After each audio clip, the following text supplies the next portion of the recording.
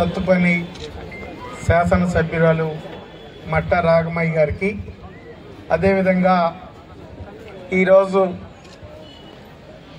Housing స్కీమ్లో భాగంగా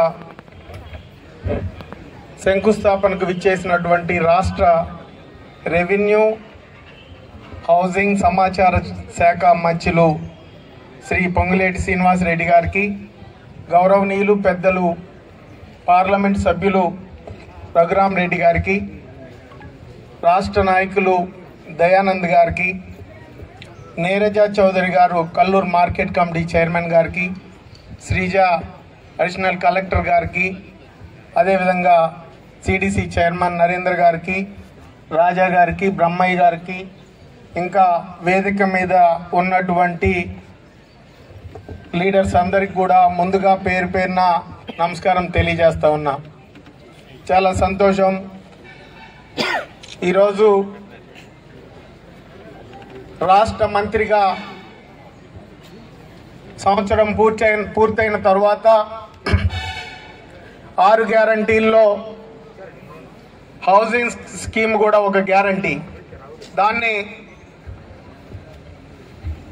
ఈ ప్రాంతంలో సత్తుపల్లి నియోజకవర్గంలో పుట్టి తన సొంత గడ్డైనటువంటి కల్లూరు మండలంలో నారాయణపురంలో పుట్టిన మన హౌసింగ్ శాఖ మంత్రి గారు మొట్టమొదటిగా తన నియోజకవర్గమైనటువంటి తనను దీవించి రాష్ట్ర మంత్రిగా మరి ఈరోజు బాధ్యతలు నిర్వహిస్తున్నటువంటి ప్రజలకు ఆయన హౌసింగ్ స్కీమ్ను మొదట ఓపెన్ చేసుకోవడం జరిగింది. రెండోది, ఈ రాష్ట్రంలో సత్తుపల్లి నియోజకవర్గం అని కూడా ఈ సందర్భంగా మీ అందరికీ తెలియజేస్తా ఉన్నా. అంటే మంత్రి గారు కూడా పాలేరు సత్తుపల్లి 2 కవల పిల్లల్లా చూసుకోవాల్సిన అవసరం ఉందని కూడా ఈ సందర్భంగా మంత్రి గారికి గుర్తు చేస్తా ఉన్నా. ఎంతో మంది పేదలు మిమ్మల్ని నమ్మి ఈరోజు ఈ రాష్ట్ర ప్రభుత్వం, తెలంగాణ రాష్ట్ర ప్రభుత్వం గతంలో చేసిన తప్పులు ఒప్పులు వాటన్నిటినీ కూడా మరి పరిగణలోకి తీసుకొని మీకు అధికారం ఇచ్చారు. కాబట్టి ఇక్కడున్న ప్రతి పేదోడిని కూడా గుర్తుపెట్టుకొని ఈ హౌసింగ్ స్కీమ్లో మీరు తప్పకుండా ఈ నియోజకవర్గానికి అత్యధిక ప్రాధాన్యత ఇస్తారని చెప్పి కూడా నేను మనస్ఫూర్తిగా కోరుకుంటున్నాను. ఈరోజు మనం చూసినట్లయితే మన మంత్రి గారు పార్లమెంట్ సభ్యుడిగా గెలిచిన తర్వాత మరి మళ్ళీ కేసీఆర్ గారు ఒకవేళ టికెట్ ఇచ్చుంటే పార్లమెంట్ సభ్యులు అయ్యేవారేమో, కానీ ఆయన టికెట్ ఇవ్వకుండా మంత్రి గారికి ఒక విధంగా మంచి చేశారని చెప్పి నేను అనుకుంటున్నా. ఈరోజు రాష్ట్రంలో అత్యంత కీలక పదవులు రెవెన్యూ శాఖ కానీ హౌసింగ్ శాఖ కానీ ఈ రెండింటినీ కూడా బాధ్యతాయుతంగా నడిపిస్తూ నిన్న మీరు చూస్తున్నారు అసెంబ్లీలో గత ప్రభుత్వం చేసినటువంటి తప్పులు, ధరణి పేరుతో గతంలో ఉన్న చట్టాన్ని రద్దు చేసి వాళ్ళకు కావలసిన విధంగా చట్టాన్ని ఏర్పాటు చేసి ఎన్నో కష్టాలకు రైతాంగాన్ని గురి చేయటం జరిగింది.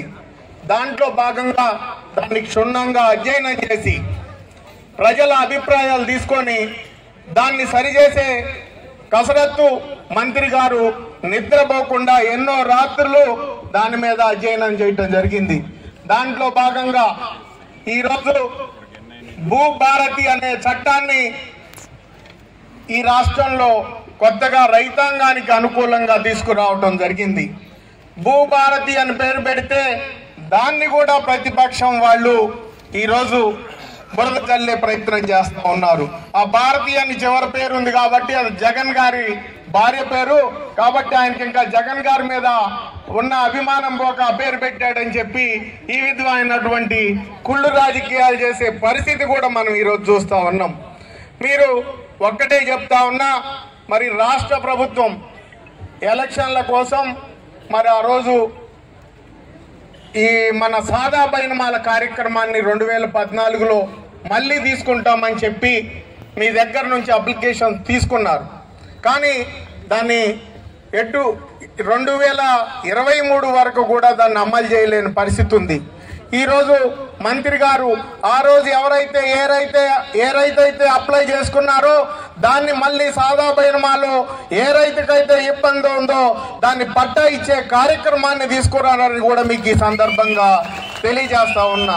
కాబట్టి రైతాంగానికి మంచి జరిగే రోజులు మరి మన మంత్రి గారి ద్వారా వచ్చినాయని చెప్పి ఈ సందర్భంగా తెలియజేస్తూ, మంత్రి గారు మళ్ళీ ఈ భూభారతి చట్టాన్ని కౌన్సిల్లో ప్రవేశపెట్టాల్సి ఉంది ఈరోజు.